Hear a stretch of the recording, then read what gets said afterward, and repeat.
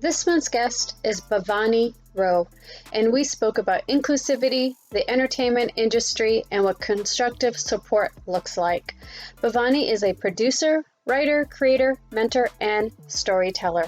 She is originally from New York City, and she is the co-founder of South Asians in Sci-Fi, Fantasy, and Horror, co-founder of South Asians in Entertainment, founder of South Asian Women in Entertainment, and co-chair of the Producers Guild of America Mentorship Committee.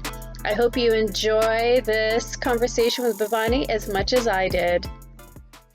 Welcome, everybody, to the Inclusive Storytelling Podcast. I am so excited to introduce my inaugural guest, Bhavani Rao. How are you, Bhavani? I am good. How are you? All is well. All is well. So I'm going to jump in and just say a little bit about you, but then I'm going to have you also talk a little bit about yourself. And, we're going to talk all things inclusive, especially as South Asian women in entertainment, which is very important. So, oh my gosh, Bhavani, let's see. What have you not done? Producer, writer, creator, mentor, storytelling, and you're all about the various elements of culture and bringing that to all of us, right? And making it a universal appeal, which I love because I love doing that too. How can we take things that we may not know or have learned about and make it so that others want to learn about it? I absolutely love that.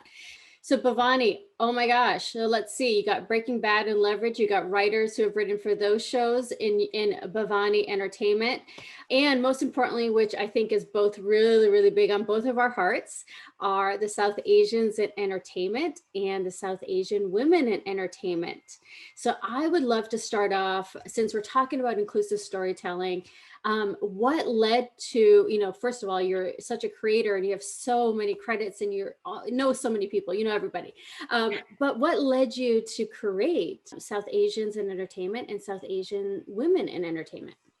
I'm going to start off by saying these are not the first organizations that have done this.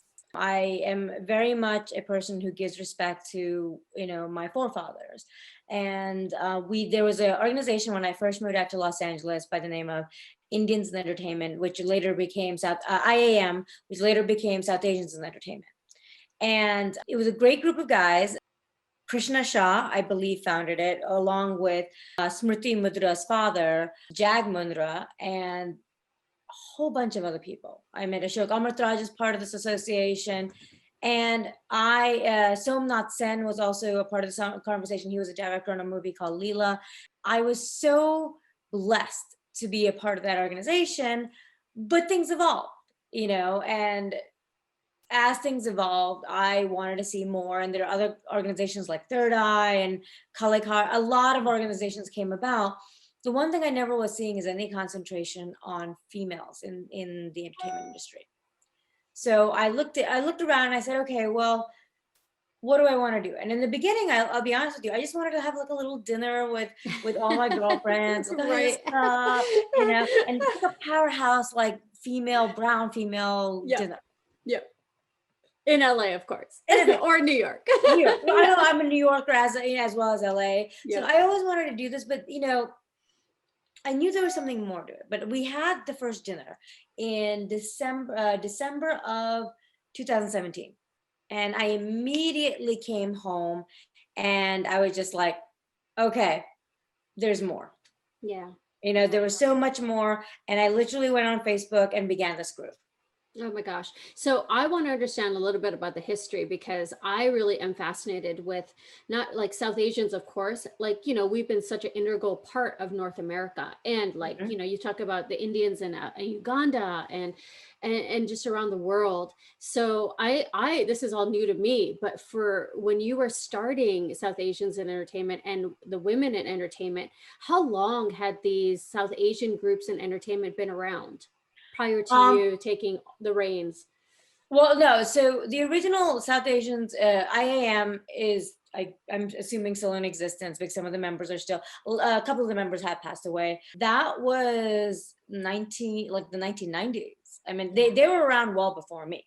Yeah. And they were a small little group, and they had very specific, they promoted things that were getting recognition and trying to help. Like if there was a South Asian movie in contention for the Oscars. Mm-hmm. They were the guys to be with. Yeah. You know, they threw the party, and that's the thing that people don't realize. These things require so much fundraising and stuff like that when someone does enter the Oscars. Right. From there, I'll be honest with you, it was a good gap before I started South Asian Women Entertainment, and then South Asians Entertainment I only started in 2019, and I wanted it to be more than just gatherings and Oscars. Yeah. It's like those are two Right. big gaps, you know. Yeah. Don't get me wrong, I'm an award season girl. I am in every single award. I'm at awards that people don't even know about. It's like I love it. um I see you. I see you getting dolled up and going and doing your thing. I see you. you know what? It's about being dolled up. It's about going to all these things, but it's also about networking. Yeah, And that's, you know, 100%. as much as I believe in networking must have some legs to it. Yeah. One of the things that Yeah. people don't realize is, and everyone just thinks I'm like, oh, she's a big party girl. To be honest, I'm usually there at the top of the event. I get my intros in. Soon as people are a little more inebriated, I'm moving on to the next event. You know? Nice. That's a good plan. Yeah. It very much is. The free food is not always good. I usually have some like home cooked food ready for me right when you get people home. are like, Yeah. what is happening? It's like, no, the food is not always good, and Yeah. bread is not a food group. Yeah. Bread Bread and butter, right? Yeah. You're like, I just need a little bit more. I mean, don't get me wrong, some of them have amazing food. I will say the Academy, Netflix, Amazon, DGA has really good food, I gotta say. Yeah. They have like steak. I'm a vegetarian, and they have like Right. steak, and I'm like, yeah, and you're like, what? I love it. Well, you know, we're becoming friends, and what I love about you is like, yeah, I totally see you being there, making all the intros, not just about yourself. You're connecting everybody else, and I think that's what's really important. Is of course in this industry are these connections, and what I've been finding is people are, you know, because it's so relationship based, people always kind of hang out with who they know, or they hire who they know. So along those lines, you know, what can we do to be more inclusive in this industry that we love and can also just be really hard for people to get into? How can we be more inclusive in terms of getting people in, if whether it's the PAs or the storytellers? What's your experience been, you know, since you've been doing, you know the history? So I will say, I'll start off with my personal experience. Recently, last year, we shot something called, it was originally called Tokens, now it's Comedy Arcade, which is a SNL in living color meets Monty Python. Mm-hmm. And I had a moment on set, and I'm still getting verklempt just thinking about it. I looked around, and the thing that I had dreamed about was happening at that moment, even though it was just a sizzle. And that was everyone in front of the camera was multicultural, LGBTQ, BIPOC, and everyone behind the camera was the same. You know, and I was having a moment, and I was we shot it in my late acting guru's studio, who had passed at that time. You know, and he was one of the forefront leaders in pushing for inclusivity. He was a casting director. His name was Sam Christensen. He's a casting director on MASH. And MASH, if you remember, was one of the first BIPOC, very inclusive kind of storytelling. So that is, you know, that was my personal experience of making a choice, but then living inside that choice, which was so beautiful. There are ways of getting in, obviously, like these diversity programs have both great initiatives and sometimes not the greatest results, but they're trying. More than often, they are doing a great job. What we can do, I think, is be more mindful. What do you mean by that? What I mean by that is a lot of times, like you said, one of the things that we tend to do is we'll go to the person who is easiest to talk to, which is our friends. Yeah. Okay. Even, let's put it this way, even within something that you're shooting that's all South Asian, maybe you should have some more people than just South Asians. Right. You know, and I'm not, you know, like I'm not advocating for all South Asians. I'm just saying, if we're going to talk the talk, we have to walk the walk, and inclusivity means everybody. You know, and it's also being mindful of the LGBTQ community.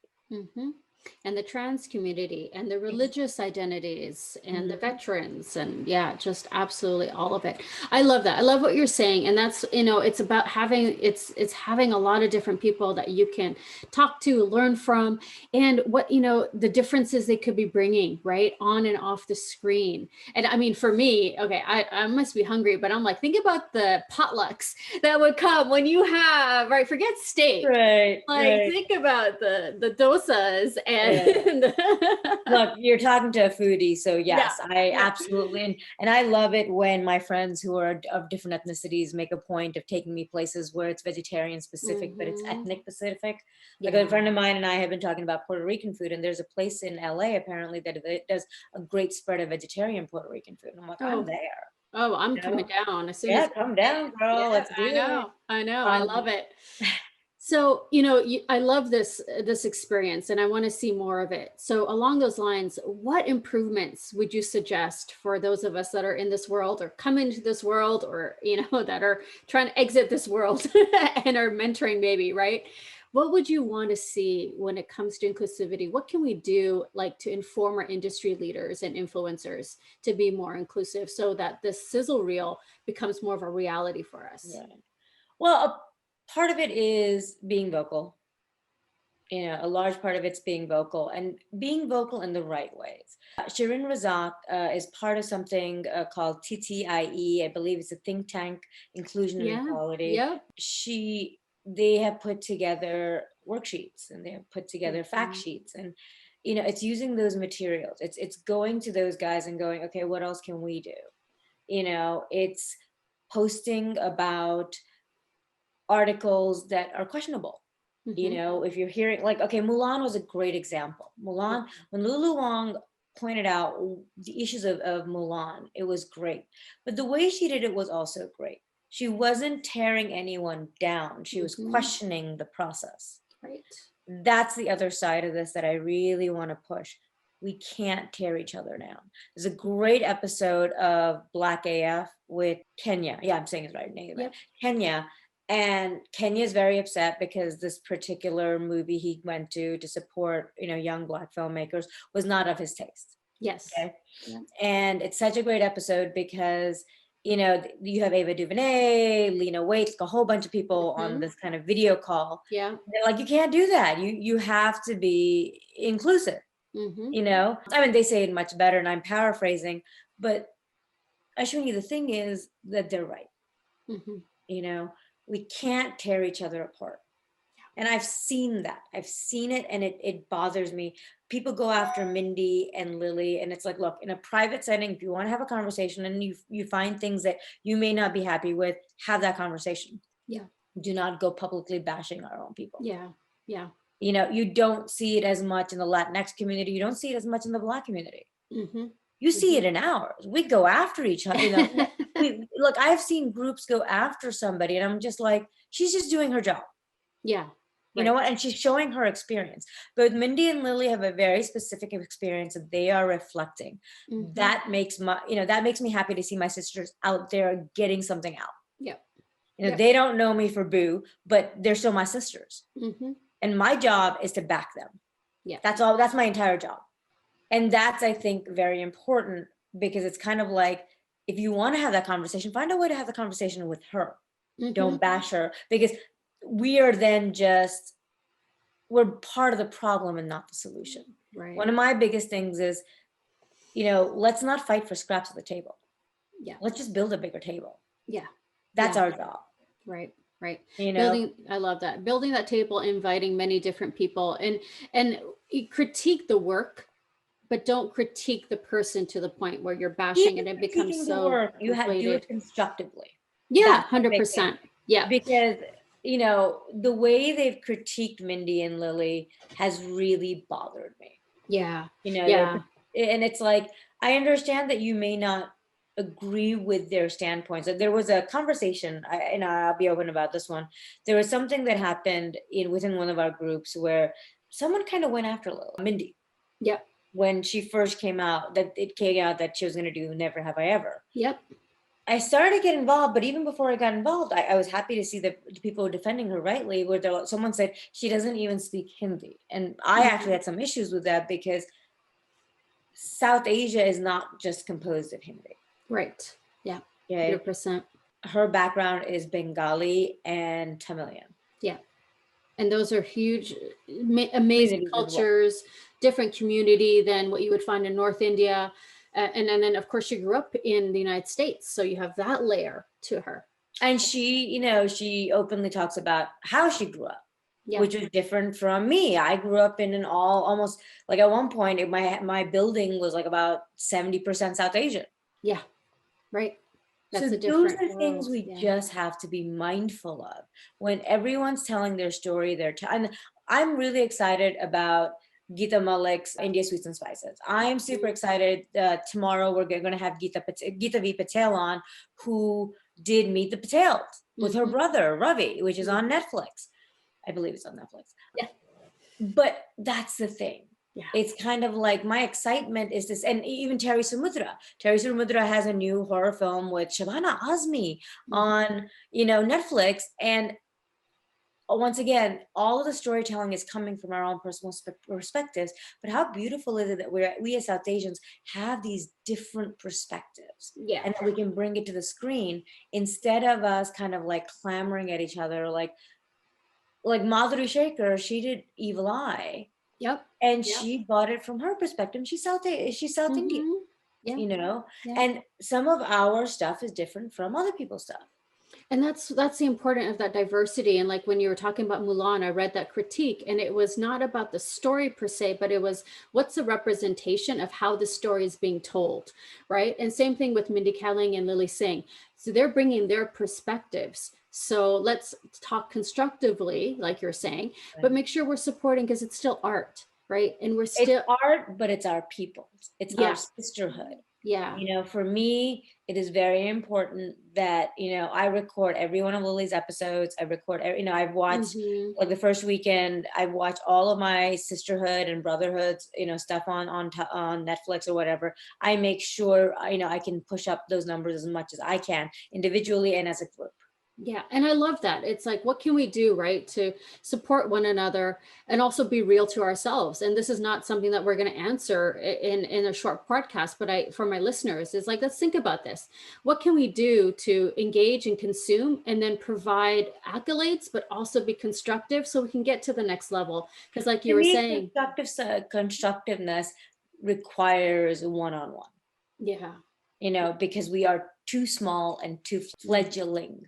We're just starting out, really. Still, we're still just starting out, and it is not my job to pull anyone down just as we start out.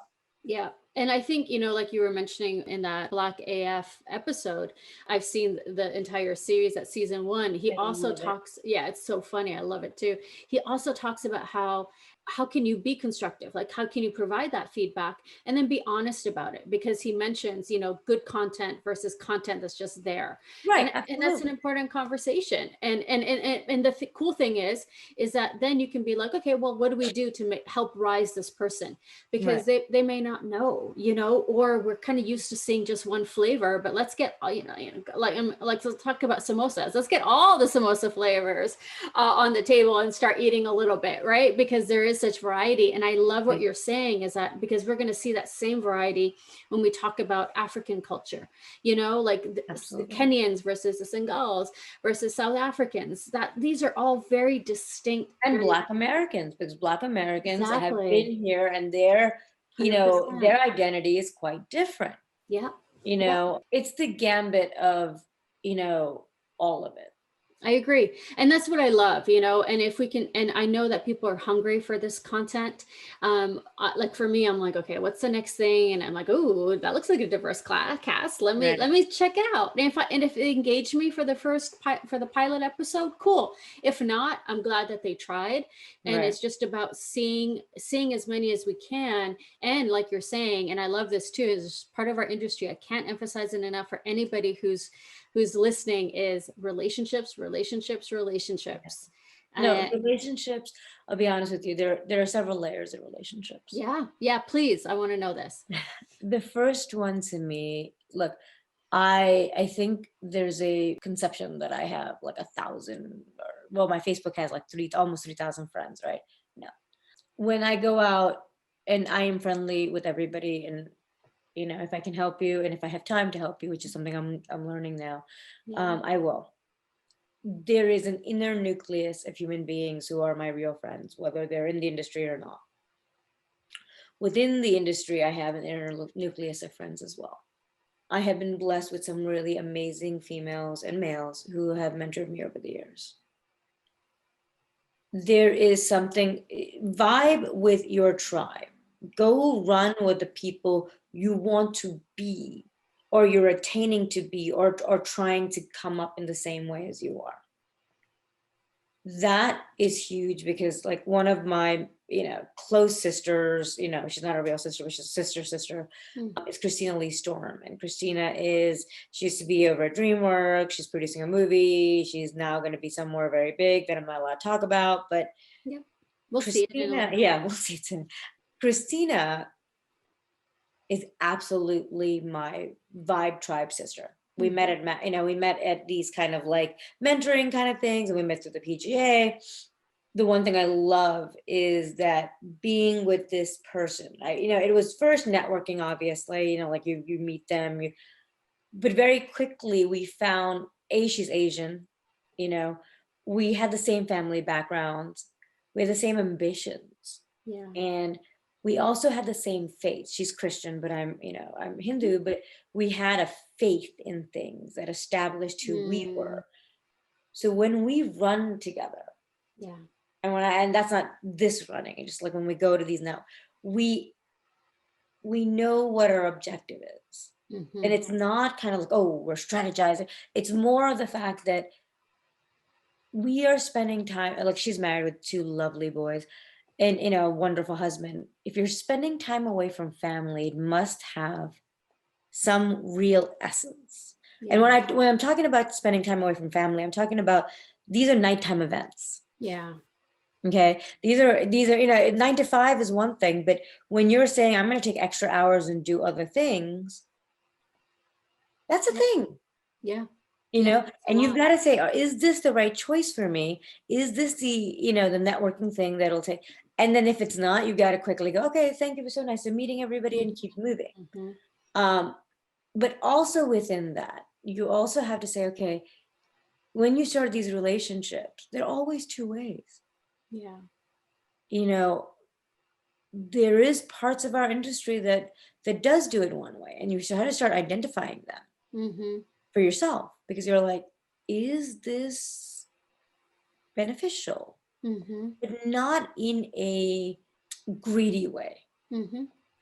But it took me a very long time to understand this, which is that I can be a giver, but I can also be a receiver, not a taker. Very different, in both those words. Takers are people who are just going to keep receiving from you. Right. Receiver, people who are happy to give you as well, then you're on the receiving end of their help. Yeah. Like something happened, and I recently called up Christina, and she called me back immediately, and she's, all right, let's talk about this. Let's, strategize. Yeah. But that's a person who, and then when she called, I pick up the phone. How can I, right. and we're also friends, so we chit chat and stuff like that. But I think that's important when coming to networking, and that's your inner nucleus. Those are the people you run with. Their vibrations inform your vibrations. And having a circle of mixed people. Look, I have Wiccans in my circle, and people are, it's like, love my Wiccans. Right? They are very of the earth. I have my, one of my writers who's also my editor is Dawn Socha. She is a Native American, and she practices Native American traditions, which I love because they're very similar to ours.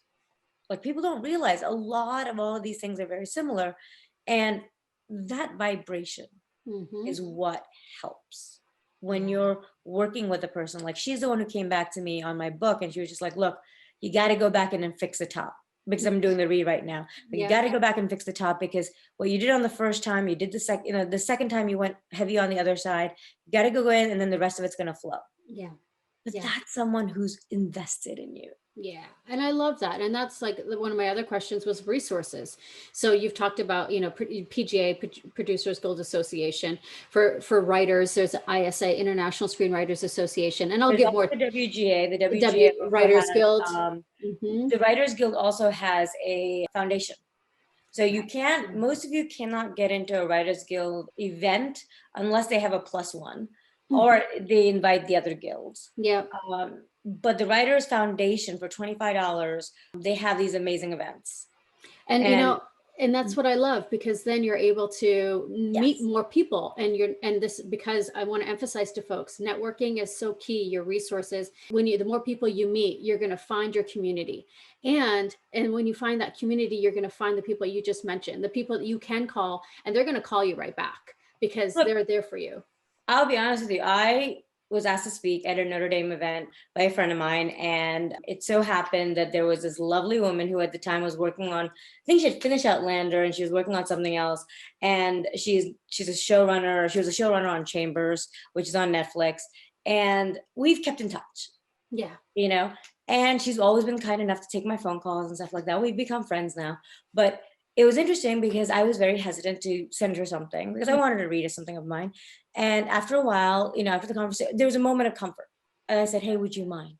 Yeah. Now, when you ask that, when that happens, that moment happens, if they say no, be okay with it. Yeah. There may be a myriad of reasons they're saying no. And also, do not ask them, 1,000 times, did you read it? Did you read it? Did you read it? Yeah. Did you Yeah. read People it? are busy. You build that relationship first. One of the wonderful presidents now, Mass Productions, Amit Shukla, took him. I said, hey, would you mind if I send? He's absolutely. Took him a couple of months, but he gave me these beautiful notes. Oh. And to me, I didn't look. I think I checked in on him once. I was like, hey, just checking in. I was just genuinely checking in because we're friends. Yeah. He was looking. He was doing something personally, and I was checking in on that.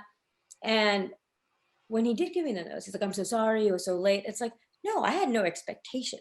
And I think that's the thing. When you write and you're sending it out to the world and you're sending it out to friends who may be in the industry, understand that their table may be full.